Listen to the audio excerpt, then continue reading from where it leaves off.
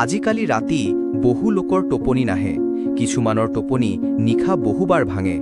কিন্তু আপোনাৰ যদি নিশা ঠিক 2 বজাৰ পৰা 3 বজাৰ মাজত চকু খোলে, তেন্তে এই ভিডিঅ'টো আপোনাৰ বাবে অতি গুৰুত্বপূৰ্ণ। নিশাৰ এই সময়ত চকু খোলা এটা শুভ সংকেত নে বেয়া সংকেত হিচাপে গণ্য কৰা হয়। যদি আপোনাৰ লগতো এনে ঘটনা ঘটিছে, তেন্তে আপুনি এই কথাটো গম্ভীৰভাৱে বিবেচনা কৰিব লাগিব।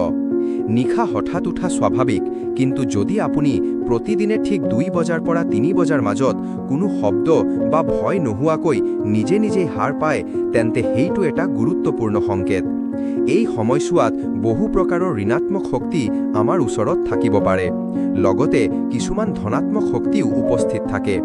এই সময়ত হাৰ পোৱা মানে হৈছে আপোনাৰ ওচৰত কোনো এনে শক্তি আছে যি আপোনাৰ সৈতে যোগাযোগ কৰিবলৈ চেষ্টা কৰি আছে, যদিও আমি সেই সংকেত বুজি নাপাওঁ।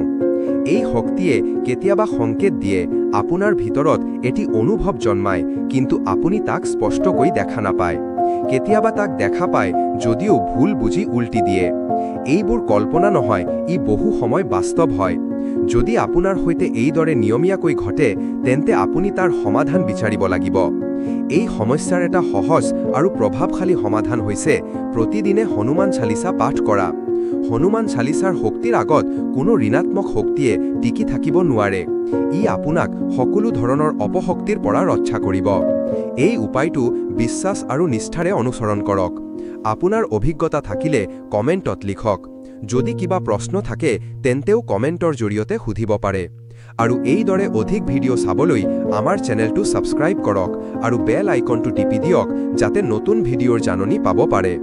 ভিডিঅ'টো আপোনাৰ বন্ধু-বান্ধৱীৰ সৈতে শ্বেয়াৰ কৰক, যাতে তেওঁলোকেও এই গুৰুত্বপূৰ্ণ তথ্যৰ পৰা লাভৱান হ'ব পাৰে। আপোনালোকৰ সহায় আৰু মনোযোগৰ বাবে বহুত ধন্যবাদ।